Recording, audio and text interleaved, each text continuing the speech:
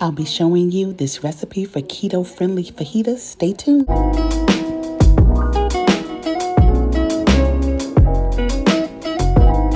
I wanted to continue my Cinco de Mayo themed week, sort of. So I'm going to make fajitas. But for the fajita, I'm going to use actually Mission Carb Balance whole wheat tortillas, and they are the carb balance ones. And these only have 3 net carbs and 70 calories per tortilla. And then along with that, I bought some beef strips for stir fry. I'm just going to use this to make the fajitas with. And I was going to have shrimp and steak fajitas, but I'm just going to stick with the steak. So this is that. I actually already have a pack that I opened and have already seasoned. And I'll show everyone how I make my fajitas.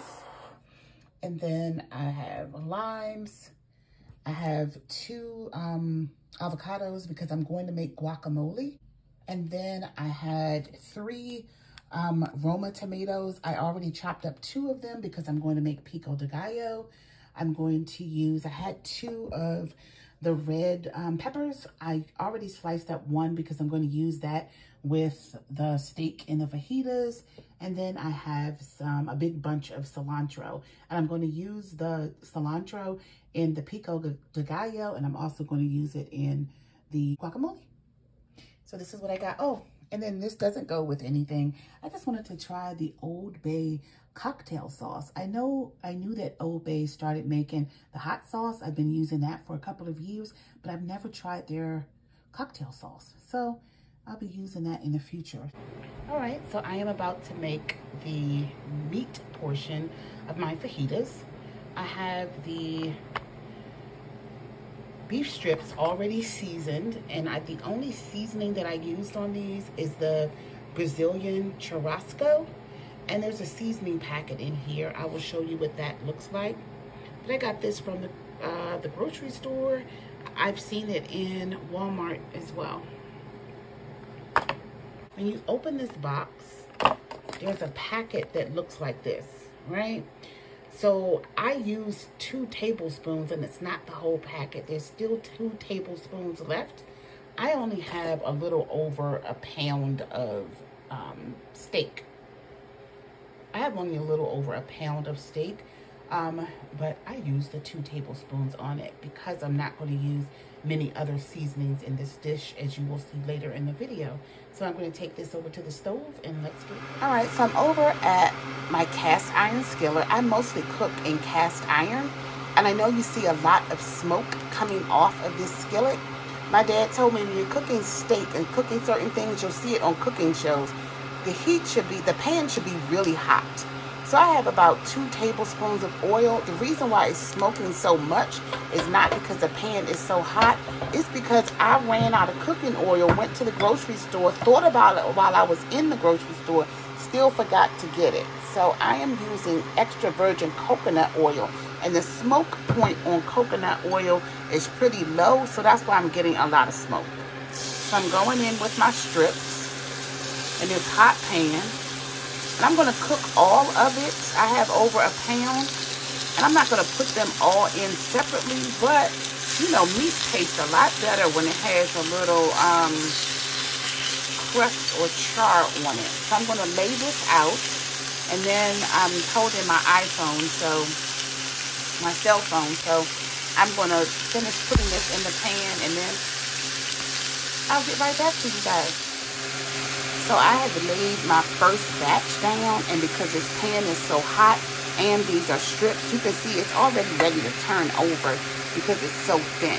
So I cook these through. It'll probably just take a few minutes. I actually turned the flame off because the pan was smoking so much. So it cooked down this much with no flame on. So I just turned the flame back on. I'm going to move this around. Because one thing that my doctor told me too, because of my gynecologist told me, because of the issue that I have, it's good for me to eat red meat at least once a month. So this is probably my once a month with this. So I'm going to finish going in with cooking it, and I'll put the next batch in. All right, so this is the second batch that I have in the pan right now. So this is going, it's on high heat. I really want the meat to get some caramelization on it, or, you know, some brownness on it. So I am looking for my tongue. I have to settle for a fork. Alright, so I have it turned over, and here is exactly what I want to see. This nice caramel color on the other side of the meat. Exactly what I want to see. I don't want to cook these long, so I'm about to take them off and put my last batch. So this is my last batch. I'm just going to pull these over and push these over to the side of the pan. And then I'm going to go in with my onion and peppers. I don't like my peppers to get real like soft, so I just want to lay them down in here. So I'll show you what they look like.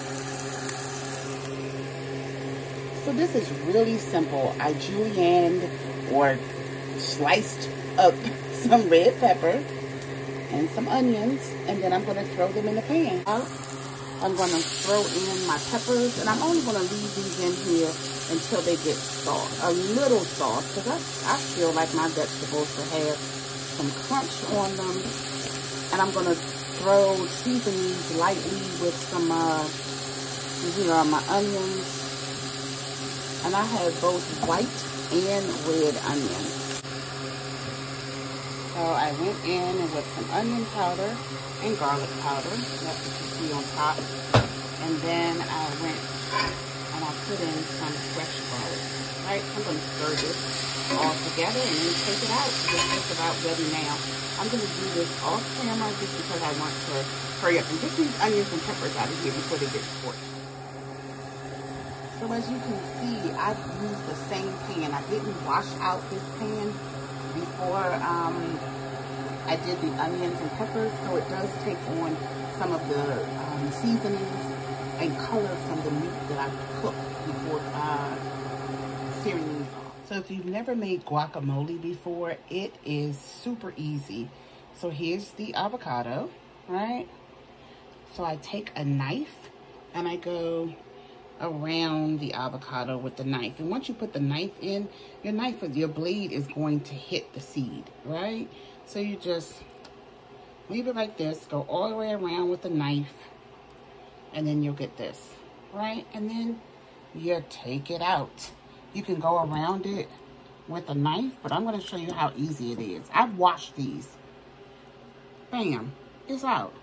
I can go in with a spoon and get some more of that out, or you could just do it like that. So it's really easy to come out. I'm going to go off camera and get this other avocado open and get this into the bowl, and then I'll show you avocado. What I did is, after I cut it in half, I sliced it with a knife. I held it in my hand and did it with the knife, but you have to be careful because your knife can go through the skin of the avocado and you can cut your hand. So just beware. So instead of taking it out and it looks messy like this, you can do it with a knife and go around the edge. You see it'll come up in nice pretty pieces. All right, so you'll see this sometimes when people have avocado on the side. In all of my YouTube videos, I don't think I've ever actually used salt. But when I make guacamole, it needs some salt. So I put salt in it.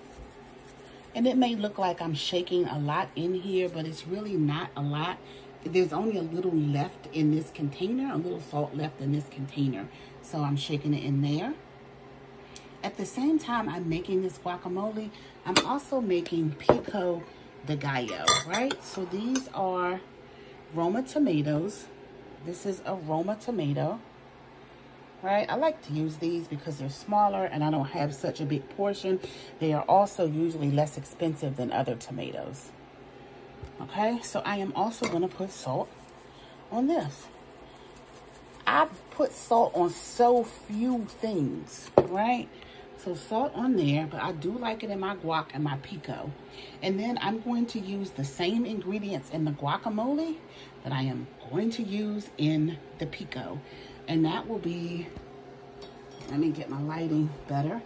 I'm going to use the jalapenos that I cut up in another video. The jalapenos. This is fresh cilantro that I cut up. You can use dry. These are yellow onions that I diced. These are red onions that I diced. And this is a fresh lime. So I'm going to go in, and you can put in the ingredients to your liking. In this bowl, I have 1.5 avocados. I have red onion in the bowl, not white, but you can use white if you want. Red onions can be really pungent.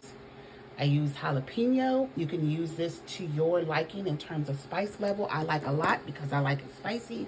And then this is cilantro to your liking. There are tons of ways to make guacamole. You can put tomato in it. Like this is pico. You can put some pico in it. I've had it with crab meat. I put a generous portion of salt in it as well. That I didn't put in here on camera was lime juice. Mix it up, and you've got guacamole. So the guacamole is now finished. It's all done. It's looking good. I got a spoon and I tasted it, and it's tasting wonderfully. Here is my 60-second Pico De Gallo recipe. In this bowl are 2 Roma tomatoes that I diced, fresh cilantro, jalapenos that I diced small, white onions. The only seasoning I put in here was salt. Then I came in with fresh lime. The lime is here. When I press down on this, it has a spout on it. And then I pour my lime juice in, which I already have in here. Mix it up. You have fresh, healthy Pico De Gallo and give you a ton of flavor. Pico De Gallo in 60 seconds. Let's go. Here's the finished product of my fajitas using the whole wheat carb balanced tortillas with only 3 net carbs. This is beef strips that I cooked down, and I seasoned it with this Brazilian churrasco seasoning that can be found at Walmart or most grocery stores. I made fresh guacamole. The recipe is on my page. I made fresh Pico De Gallo. That recipe is also on my page. And then I also, when I made the beef, I did peppers and onions and seasoned with garlic, fresh garlic. And then these are 2 of the tortillas, and I'm about to make my plate. And how I put this together will depend on the calories, but how I'm going to do it is going to be about 250 calories per tortilla.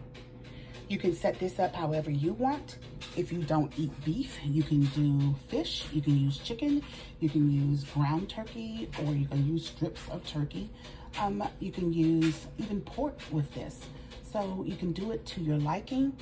If you don't like pico and guacamole, you don't have to use it. But this is my setup for my fajitas. Low carb, keto friendly fajitas. If you'd like to see more low carb options, please subscribe to my channel. So these are the finished low carb, keto friendly fajitas. And this is steak fajitas. So this is what they look like. I'm about to dig in and enjoy this flavorful recipe with low carbs, low calorie, all of that.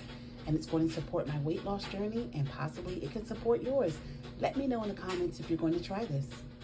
If you'd like to see more low carb options, please subscribe to my channel.